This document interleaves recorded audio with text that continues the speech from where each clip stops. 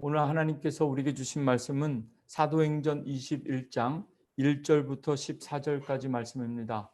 사도행전 21장 1절부터 14절까지의 말씀, 김영진 집사님께서 대표로 봉독해 주시겠습니다.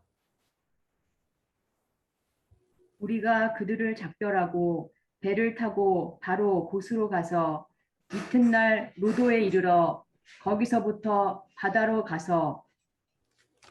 바다라로 가서 베니게로 건너가는 배를 만나서 타고 가다가 구부로를 바라보고 이를 왼편에 두고 수리아로 항해하여 두로에서 상륙하니 거기서 배의 짐을 풀려 함이러라.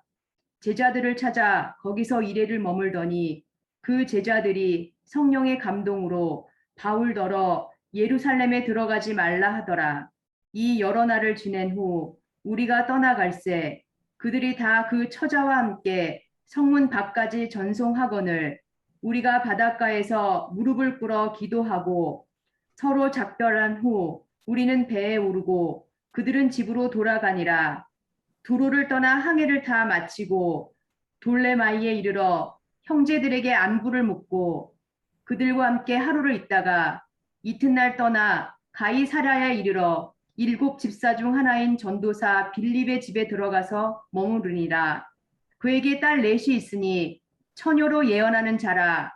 여러 날 머물러 있더니 아가보라 하는 한 선지자가 유대로부터 내려와 우리에게 와서 바울의 띠를 가져다가 자기 수족을 잡아매고 말하기를 성령이 말씀하시되 예루살렘에서 유대인들이 이같이 이 띠 인자를 결박하여 이방인의 손에 넘겨주리라 하거늘 우리가 그 말을 듣고 그곳 사람들과 더불어 바울에게 예루살렘으로 올라가지 말라 권하니 바울이 대답하되 여러분이 어찌하여 울어 내 마음을 상하게 하느냐.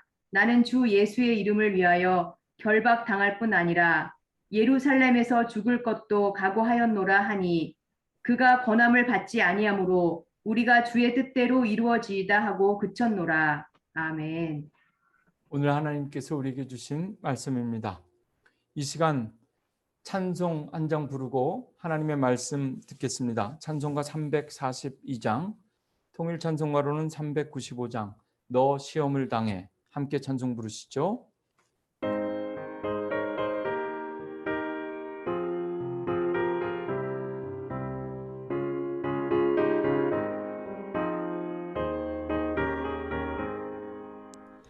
너 시험을 당해 죄 짓지 말고 너 용기를 다해 곧 물리쳐라. 너 시험을 이겨 새 힘을 얻고 주 예수를 믿어 늘 승리하라. 우리 구주의 힘과 그의 위로를 빌라. 주님 내 편에 서서 항상 도우시리.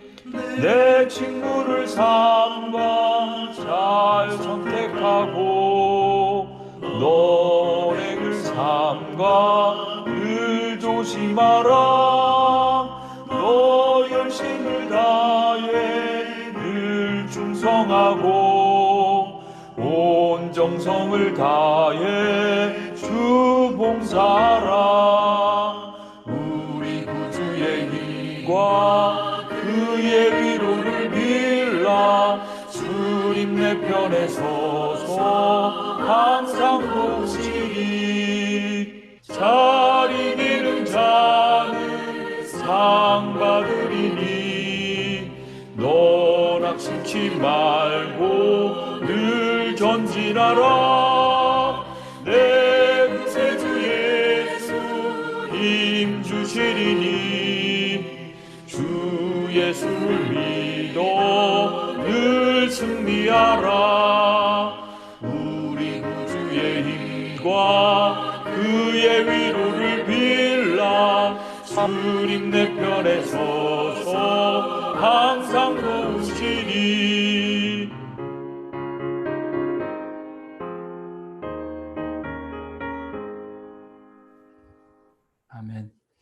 오늘은 하나님께서 우리에게 주신 사도행전 21장 1절부터 14절까지 말씀 통해서 성령의 달 바울의 영성에 대해서 설교하려고 합니다.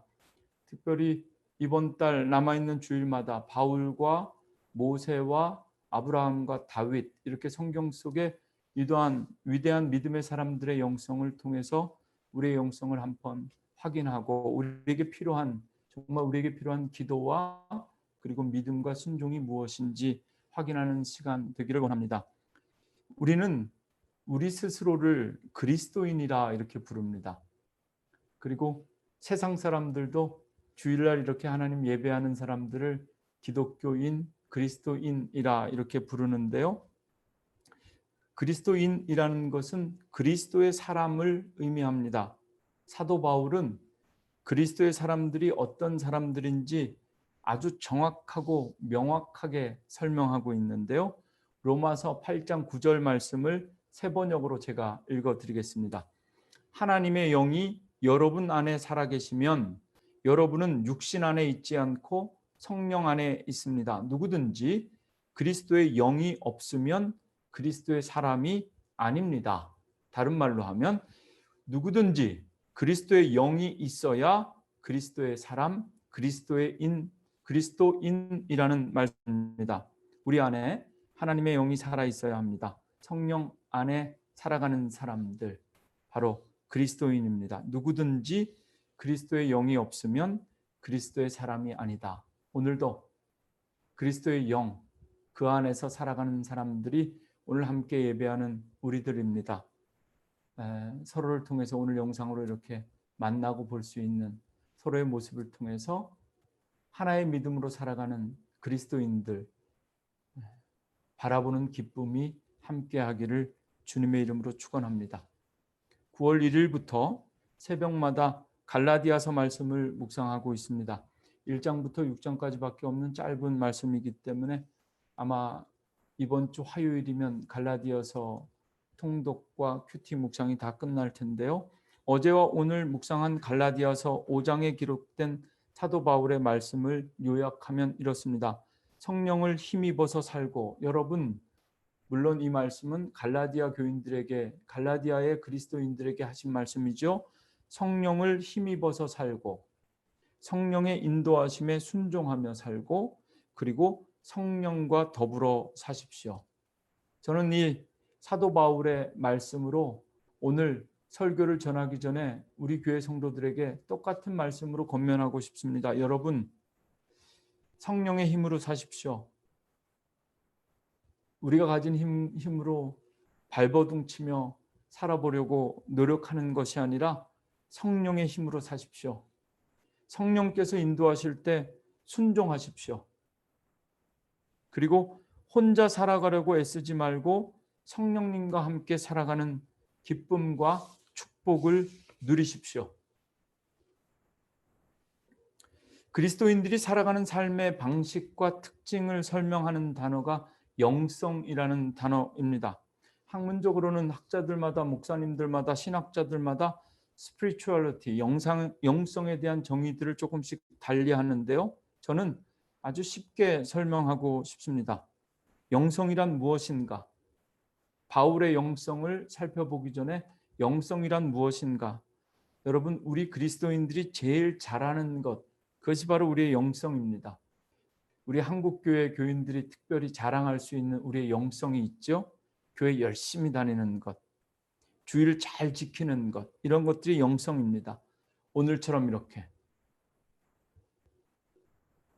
현장에서 예배드리지 못하면 영상으로라도 예배드리는 것, 이 예배드리는 것, 이 믿음이 바로 영성입니다.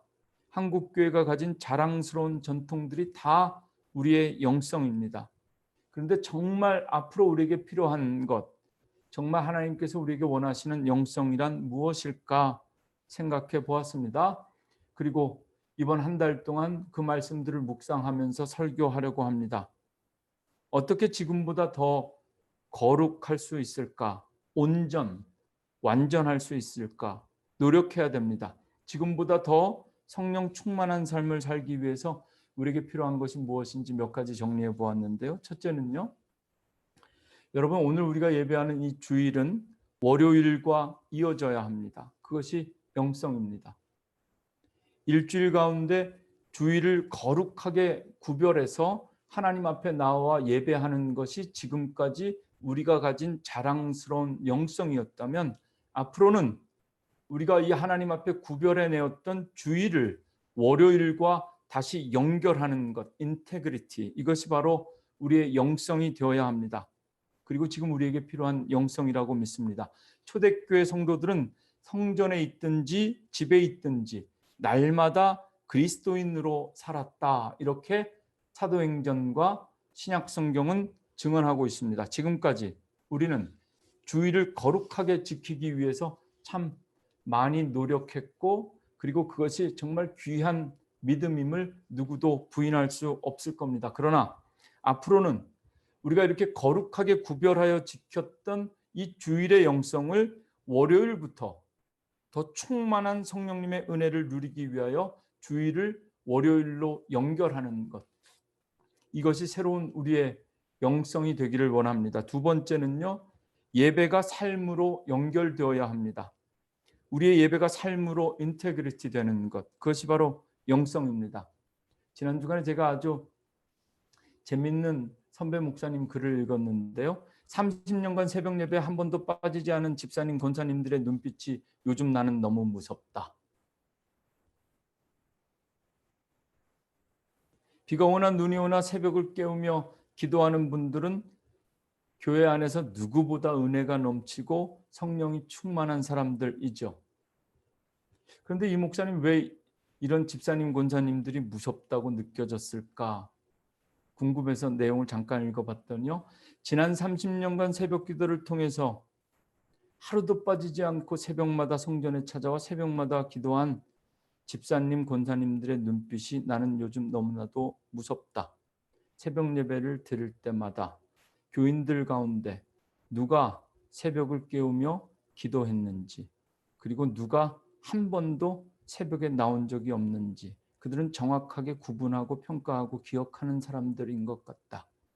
또 때로 나를 볼 때마다 언제 목사가 새벽을 빼먹었는지, 또 새벽에 늦었는지 시퍼렇게 기억하는 그들의 눈빛이 나는 너무 무섭다.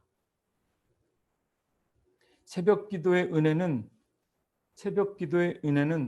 새벽부터 시작하는 그날 하루의 삶으로 이어져야 합니다. 새벽에 은혜 받은 사람들은 가족들을 위한 아침 식탁의 반찬으로 그 영성이 이어져야 합니다. 그것이 바로 우리가 지금 기도하고 구하는 영성입니다. 새벽에 기도한 믿음은 오늘 학교 첫 수업 때 만난 선생님과 새로운 배움에 대한 감사와 감격으로 이어져야 합니다. 그것이 바로 영성입니다. 새벽 기도의 축복은 오늘 내가 만난 내 직장의 첫 번째 동료로 이어지는 영성, 그리고 새벽에 기도한 사람들은 오늘 내 가게에 처음 찾아온 첫 손님에 대한 축복으로 그 기도가 믿음이 이어질 수 있는 영성, 이것이 바로 앞으로 우리에게 과제가 될 것입니다. 예배가 삶으로 연결된다는 것. 성전에서 예배드리지 못하고 영상으로 예배드리면서 예배란 무엇인가에 대해서 많이 다시 생각해 보게 되었죠. 그리고 많은 사람들이 너희 몸을 하나님이 기뻐하시는 산 제사로 드리라, 이 말씀을 생각하고 묵상하면서 성전에서뿐만 아니라 우리는 집에서도 삶의 자리에서도 예배할 수 있다. 하나님은 우리의 중심을 보신다. 이렇게 이 말씀을 해석하고 받아들이고 은혜를 받았습니다. 그런데 이 말씀보다 더 무서운 말씀이 없습니다. 구약의 제사를 살펴보면 어떤 제사도 살아있는 것을 그대로 드리라고 명하신 적이 없습니다. 다 죽이고 피를 빼고 각을 떠서 하나님 앞에 구분하여 태워서 드리는 것이 제사인데, 지금 우리가 드리는 제사는 우리 몸을 하나님이 기뻐하시는 산채로 드리라. 여러분, 우리 몸을 산채로 하나님께 드리는 것, 그것이 바로 우리에게 필요한 영성입니다. 우리가 회복해야 할 영성입니다. 마지막으로 교회는 세상과 이어져야 합니다. 그것이 선교입니다. 세상 사람들을 복음으로 변화시켜서 아니면 무엇으로든 어떻게든 꼬셔서라도 한번 교회로 끌어들이는 것, 그것이 지금까지 우리가 기대했던 선교와 영성이라면 앞으로 우리가 회복해야 될 것은 오히려 교회가 세상을 향해 나아가는 것.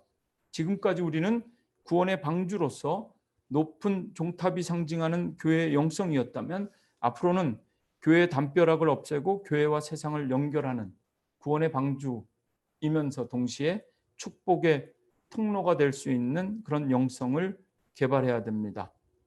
교회와 세상이 연결된다는 것은 예수 믿는 사람들과 안 믿는 사람들이 분리되는 것이 아니라 커넥트 된다는 것을 의미합니다. 지금까지 우리는 모일 때마다 우리의 영성이 얼마나 뜨거웠습니까? 나 구원받았네, 너 구원받았네, 우리 구원받았네. 우리의 구원을 확증하는 것이 우리의 믿음이요 영성이었다면 우리는 당신들과 다릅니다. 썩어져가는 세상에서 우리는 구별되었습니다. 나는 거룩한 사람입니다. 이것이 지금까지 우리의 영성이었다면 앞으로는 세상에서 빛과 소금의 역할을 감당하는 거룩한 영성으로 나아가는 것. 나를 거룩하게 구분해내는 것도 힘들고 어려운데 어떻게 내가 세상을 변화시킨다는 것인가. 그래서 우리에게 필요한 것이 성령의 권능과 능력입니다. 주님께서 우리에게 약속하셨습니다. 성령을 너희에게 보내주겠다. 이 성령을 받으셔야 합니다. 성령께서 우리에게 주신 권능으로 오늘 우리가 예배드리는 이 주일의 은혜가 월요일부터 시작되는 우리 삶 속의 은혜로 더욱더 충만해지기를 기도합니다. 바울의 영성을 한마디로 요약하면요. 바울은 나는 날마다 죽노라. 고린도전서 15장 31절의 고백입니다. 이것이 바울의 영성입니다. 우리가 잘 아는 것처럼 사도 바울은 선교사였습니다. 사도 바울이 언제 태어났는지 그 생일을 우리는 알 수가 없는데 바울학자들, 신약학자들은 사울은 예수님과 비슷한 때에 태어났다. 예수님과 동시대의 사람으로 이해합니다. 예수님과 비슷한 때에 태어났던 사도 바울은 예수님이 죽으신 후 대략 아마 2, 3년 예상하는데요. 예수님이 죽으신 2, 3년 후에 예수를 믿기 시작했고 그리고 예수를 믿기 시작한 그때부터 하루도 변함없이 32년 또는 34년 동안 믿음으로 살다가 그리고 복음을 전하다가 기원 후 AD 62년에서 64년경 순교했을 것으로 그의 생애를 정리합니다. 언제 어디서 어떻게 태어났는지 역사적인 자료로 확인할 수는 없지만 그의 삶은 예수님과 함께 시작했다가 그리고 AD 62년에서 64년경 우리가 잘 아는 것처럼 죄인의 몸으로 잡혀갔던 로마에서 믿음으로 우리는 이것을 이렇게 고백하고 표현하죠. 하나님은 바울을 로마의 선교사로 보내셨다. 그곳에서 단두대 위에서 목이 잘리는 처형을 당합니다. 순교한 것이죠. 그 순교의 현장을 지켰던 사람이 아마 제자들 가운데 누가였을 것으로 추측하는데요. 누가가 잠깐 고개를 떨구었다 들었더니 사도 바울의 목이 보이지 않았다고 합니다. 언제 죽었는지 알 수 없어 많은 학자들이 사도 바울의 순교의 날짜들을 찾고 있고 지금도 로마를 성지순례하는 오늘 현대 성도들마다 그 사도 바울이 갇혀있던 감옥, 로마 이태리에서 갇혀있던 감옥과 목이 떨어졌던 순교한 자리를 찾아서 그곳에서 눈물로 기도하고 있는데요. 사도 바울이 언제 죽었는가 우리는 궁금한데 사도 바울은 그의 말씀을 통해서 나는 날마다 죽었다 이렇게 표현하고 있습니다. 날마다 죽는 순교의 영성, 그것이 바로 사도 바울의 믿음이었고 사도 바울의 영성입니다. 오늘 본문은 지난주와 비슷하죠. 지난주 요나의 말씀을 읽었습니다. 요나도 배 타고 움직이는 이야기였고 오늘도 바울도 배 타고 움직이는 말씀인데 말씀을 잘 이해하려면 사도 바울의 선교 여행과 선교 역사, 그가 선교 여행했던 지역들을 다 다루어야 하는데 오늘은 그냥 간단히 설명하려고 합니다. 사도 바울은 그가 사는 동안 1차, 2차, 3차에 걸쳐서 전도 여행, 선교 여행을 했던 사람입니다. 특별히 1차 아시아와 유럽 전역을 다니면서 선교했던 사람. 그중에서 3차 전도 여행을 마치고 이제 예루살렘으로 돌아가는 그 장면이 오늘 사도행전 21장의 내용입니다. 선교지에서 만난 성도들이 사도 바울에게 헌금을 주었습니다. 예루살렘에 가난한 성도들에게 갖다 주라는 헌금이었습니다. 그런데 딱 사도 바울이 날짜를 계산해 보니까 이제 곧 오순절이 시작되게 되었습니다. 오순절에는 모든 그리스도인들이 큰 축제를 벌이는데요. 그 오순절 축제의 현장에 가난한 사람들이 소외될까 봐 사도 바울은 마음이 급했습니다. 그래서 이 선교지에서 받은 선교 헌금을 하루라도 빨리 오순절이 시작되기 전에 예루살렘에 들어가서 예루살렘의 가난한 성도들에게 이 헌금을 전달하고 싶었습니다. 그래서 배를 타고 출발하는 이야기가 오늘 본문 사도행전 21장입니다. 1절부터 다시 한번 보실까요? 우리가 그들을 작별하고 배를 타고 바로 고스로 가서 이튿날 로도에 이르러 거기서부터 바다라로 가서 베니게로 건너가는 배를 만나서 타고 가다가 말씀을 읽어보면 요나도 배를 탔고 바울도 배를 탔는데 어쩜 이렇게 배를 타는 그 마음과 그 목적이 다른지요. 사도 바울은 하루라도 빨리 예루살렘에 있는 가난한 성도들을 만나고 싶었습니다. 3절 구브로를 바라보고 이를 왼편에 두고 수리아로 향하여 두로에서 상륙하니 거기서 배의 짐을 풀려 함이러라. 이게 아마 사도 바울은 돈을 조금 더 들여서라도 난스탑 배가 있었으면 직접 타고 갔을 텐데요. 여기저기 이렇게 경유할 수밖에 없었던 거죠. 그래서 첫 번째 경유지가 어디냐면 두로라는 지역에 도착하게 되고 거기서 이 두로는 마게도니아와 아가야 지역에서 모은 헌금을 가지고 예루살렘을 향해서 나아가는 사도 바울이 어쩔 수 없이 불가피하게 정착하고 스탑바에 들려야 했던 곳인데요. 여기에서 베드로가 전도한 제자들을 만나게 됩니다. 그런데 이 제자들이 사도 바울의 앞길을 막습니다. 4절 말씀. 제자들이 찾아 거기서 이레를 머물더니 두로에서 제자들과 함께 7일 동안 머물었는데 그 제자들이 성령의 감동으로 바울더러 예루살렘에 들어가지 말라. 제자들이 바울의 앞길을 막는 겁니다. 그런데 놀라운 것은요, 이것이 성령의 감동이었다는 사실입니다. 그냥 제자들이 아니라 성령의 감동을 받은 제자들이 바울의 앞길을 막았습니다. 그런데요, 사도 바울은 제자들의 말을 듣지 않습니다. 성령의 감동이든 뭐든 신경 쓰지 않습니다.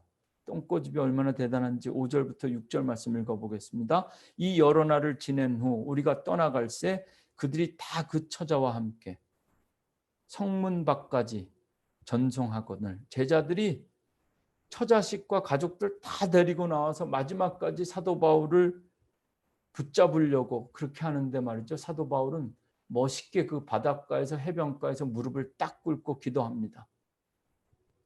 그래도 나는 간다. 우리가 바닷가에서 무릎을 꿇어 기도하고 6절 서로 작별한 후 우리는 배에 오르고 그들은 집에 돌아가니라. 며칠을 설명하고 설득해도 사도 바울의 고집은 아무도 꺾을 수가 없었습니다.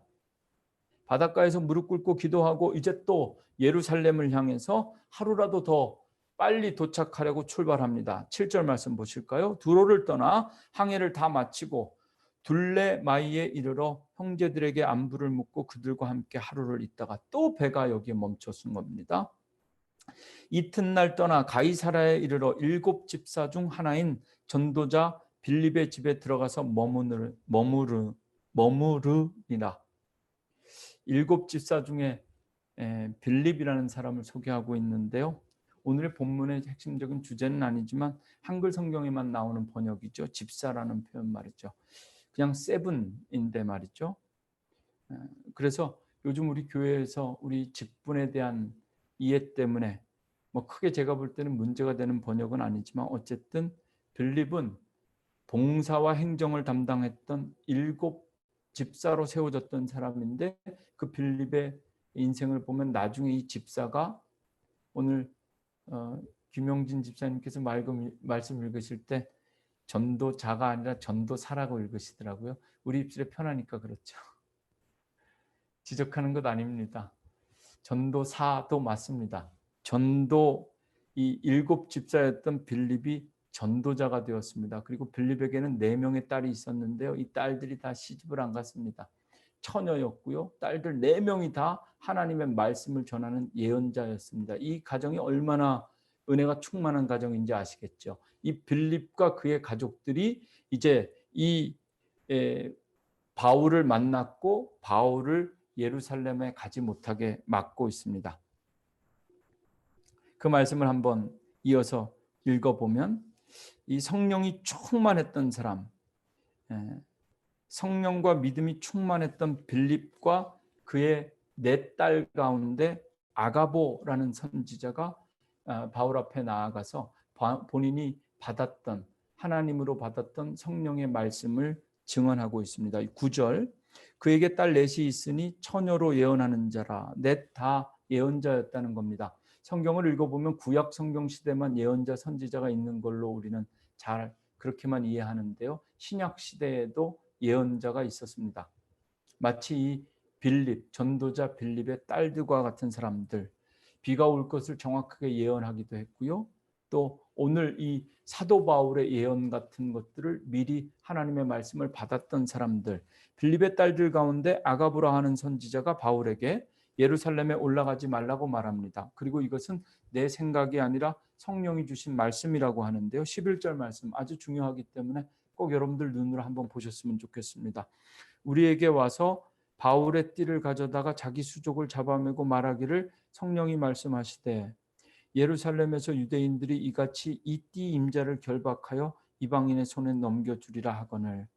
이 아가부라는 빌립의 딸 선지자가 성령님의 예언을 받은 거죠. 말씀을 받았는데요. 이분이 어떻게 마치 요즘 교회학교 전사님처럼 그렇게 사도 바울 앞에서 설교하는 겁니다. 사도 바울이 어디에 둘었던 띠인지는 모르지만 그냥 제가 제 마음대로 하면 허리띠를 풀러다가 말이죠. 사도 바울의 허리띠를 풀러다가 자기 손발을 묶고 이렇게 말씀을 리얼하게 사도 바울에게 전합니다. 성령님께서 내게 말씀을 주셨는데 당신 사도 바울이 로마 예루살렘으로 가게 된다면 지금 나처럼 이렇게 묶이게 될 것입니다. 절대로 가면 안 됩니다. 12절 그러나 사도 바울은 우리가 그 말을 듣고 그곳 사람들과 더불어 바울에게 예루살렘으로 올라가지 말라 권하니. 바울이 이런 사람들, 성령의 감동, 성령의 말씀으로 권면하는 사람들의 말을 좀 들으면 얼마나 좋겠습니까? 그러나 바울의 고집은 아무도 꺾을 수가 없었습니다. 13절입니다.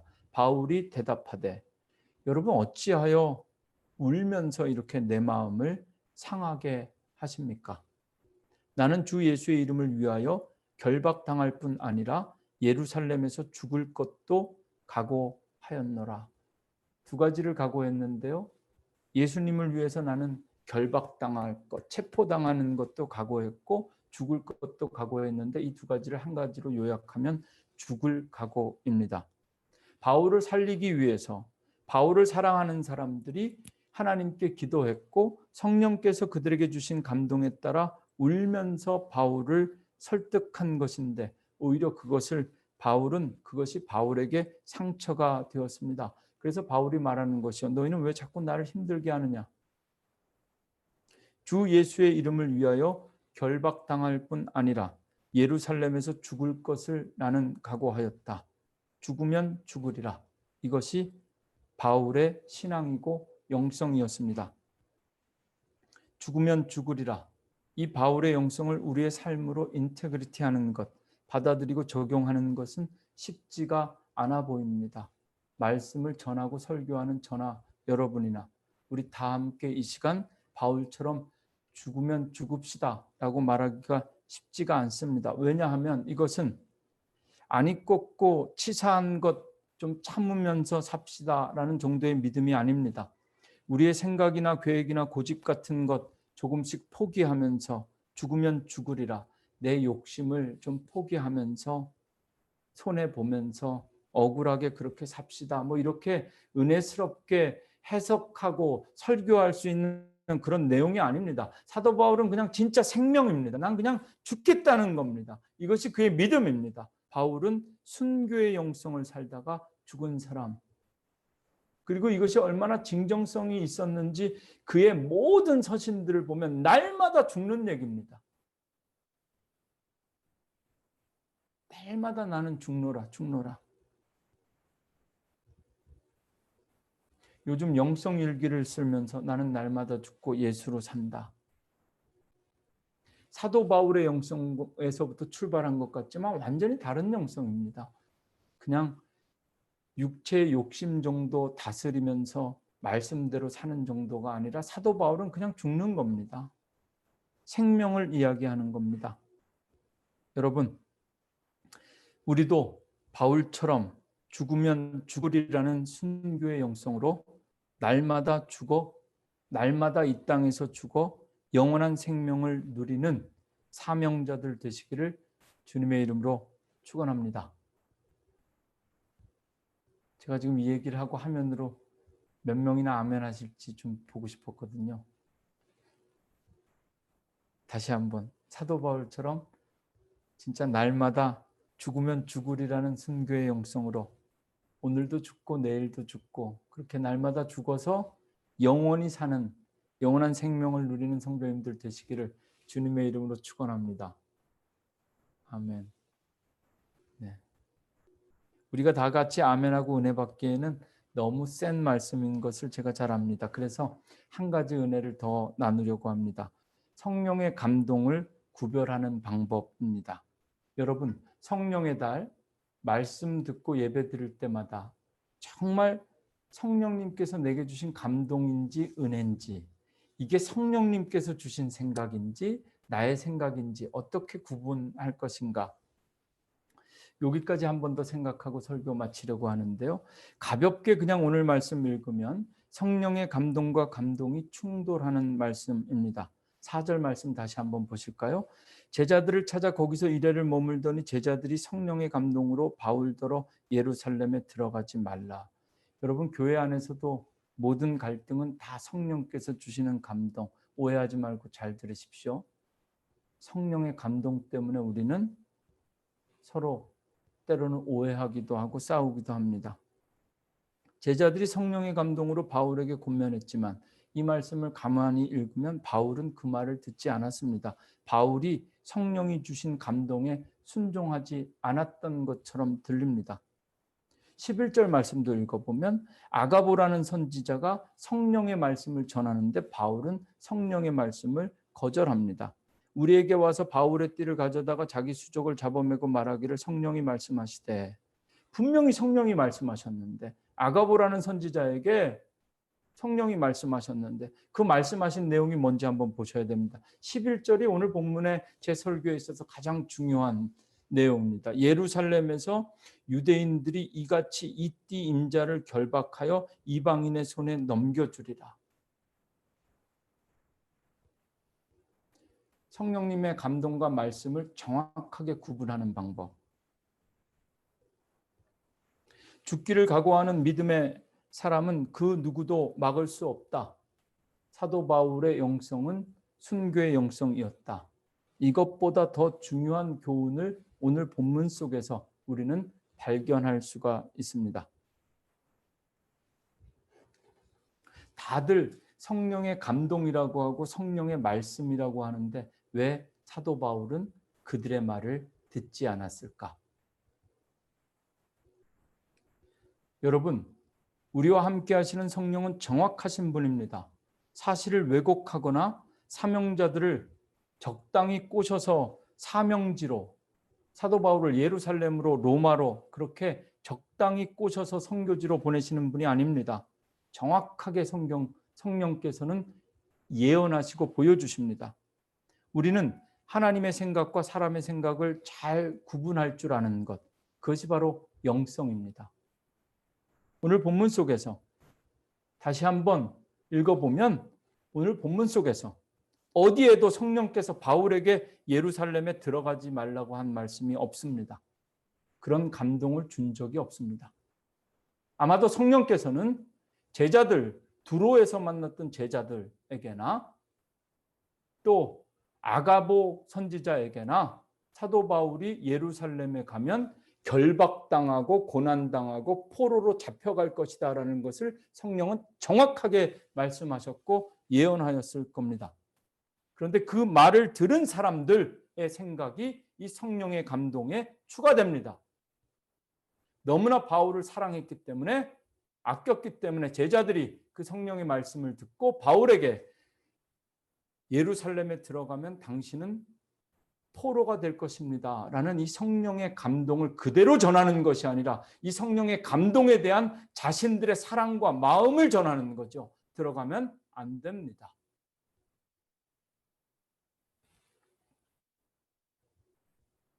사도 바울은, 오늘 본문 속에서 사도 바울은 제자들과 아가보 선지자를 통해서 들려주시는 성령의 음성을 거절한 것이 아니라 정확하게 성령의 음성이 무엇인지 구분해낼 수 있었던, 성령이 원하시는 것, 성령의 음성이 무엇인지를 정확히 깨달을 수 있었던 사람, 그가 바로 사도 바울이었고, 저는 이것이 죽으면 죽으리라 라고 고백했던 그의 영성보다 더 뛰어난, 그리고 오늘 우리에게 필요한 영성이라고 생각되어집니다. 바울이 예루살렘에 들어가면 고난을 당하게 될 것이다. 이것이 성령의 말씀이고 감동이었습니다. 예루살렘에 들어가지 말라는 말은 성령의 말이 아니라 성령의 감동과 말씀을 들은 제자들과 아가보의 말이었습니다. 두로에 있던 제자들은 성령의 감동에 따라 바울이 예루살렘에 들어가면 고난을 당하게 될 것이다, 이렇게 말하고 있는 것이고, 성령이 주신 감동에 대한 자신들의 생각과 감정과 판단을 바울에게 전합니다. 바울을 아끼고 사랑했기 때문에. 아가보도 마찬가지입니다. 아가보에게 주신 성령의 말씀이 아주 정확하고 리얼합니다. 예루살렘의 유대인들이 이띠 인자를 결박하여 이방인의 손에 넘겨주리라. 이 말씀을 듣고 성령의 말씀을 전하는 것이 아니라 그 말씀에 대한 자신의 생각을 전하는 것이 아가보 선지자였습니다. 예루살렘에 들어가지 말라. 예루살렘에 들어가지 않는 것이 성령님의 뜻인지, 들어가야 하는 것이 성령님의 뜻인지 사도 바울은 정확하게 분별할 수 있었다. 성령의 감동으로 말씀으로 사는 사람들이 조심해야 하고 우리에게 필요한 영성이 바로 이것입니다.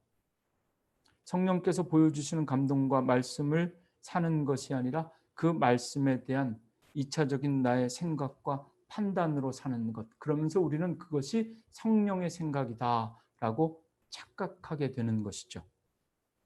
마치 성령의 감동과 말씀을 아침 뉴스 볼 때마다 일기예보 듣는 것처럼 그렇게 미리 듣고 그 말씀에 그대로 순종하는 것이 아니라, 예루살렘에 들어가면 내가 포로로 잡히겠구나. 하나님 감사합니다. 들어가지 않겠습니다.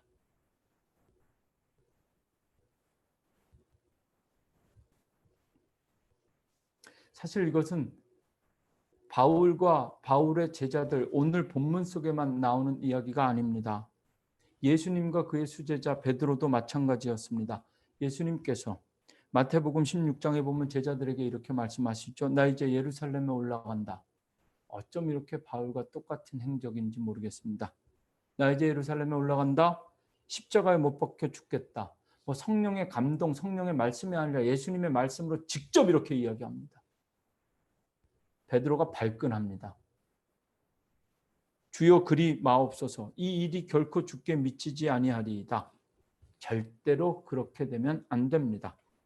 얼마나 예수님을 아끼고 사랑했는지 충분히 이해가 되지만 예수님은 이런 베드로를 이해해 주지 않았습니다. 사탄아, 내 뒤로 물러가라. 너는 나를 넘어지게 하는 자로다. 내가 하나님의 일을 생각하지 않고 도리어 사람의 일을 생각하는도다. 오늘 본문 속에서 사도 바울을 아꼈던 제자들과 아가보 선지자는 하나님의 일이 아니라 사람의 일을 생각했던 사람들, 똑같이 성령의 말씀과 감동을 받았지만 그 감동에 순종했던 것이 아니라 그 감동을 통해 내가 했던 생각들, 예루살렘에 들어가는 것과 예루살렘에서 환난을 당하는 것은 전혀 다른 계획이고 별개의 문제입니다. 성령께서 감동과 말씀을 주실 때마다 그 말씀에 순종한다는 것은 어떤 것일까? 성령께서 주시는 말씀은요, 우리가 우리의 미래를 예견하여 우리에게 다가올 고난과 박해를 미리 예방하고 피해가라고 주시는 말씀이 아닙니다. 적어도 사도 바울에게는 그랬습니다. 그래서 사도 바울은 성령의 뜻을 거스른 것이 아니라 오히려 성령께서 인도하신 대로 하나님의 뜻을 제대로 이해하고 그 성령의 감동 앞에 순종했던 사람. 비록 사도 바울을 기다리고 있었던 것이 결박뿐 아니라 죽음이라 할지라도 사도 바울은 피하지 않았습니다. 왜냐하면 사도 바울에게 주신 성령님의 은혜와 감동이 무엇인지 정확하게 이해했고 그 말씀대로 순종하기 원했기 때문입니다. 이것이 바로 바울의 믿음이고 영성. 오늘 저와 여러분, 우리 성도들과 함께 은혜 받고 싶었던 제게 주신 말씀입니다. 죽으면 죽으리라는 믿음과 함께 우리에게 필요한 영성, 그것은 성령께서 주시는 말씀과 감동을 정확하게 듣고 정확하게 순종할 수 있는 믿음, 거기에 신앙생활의 축복과 온갖 신비가 있다는 것 함께 믿고 체험하시면 좋겠습니다. 기도하겠습니다.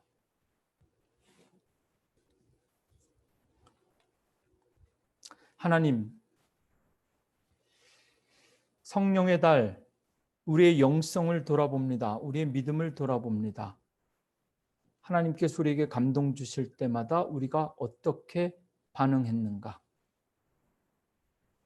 우리의 믿음이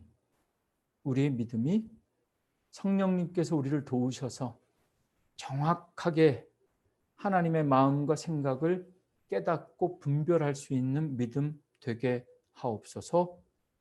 예수님의 이름으로 기도합니다. 아멘.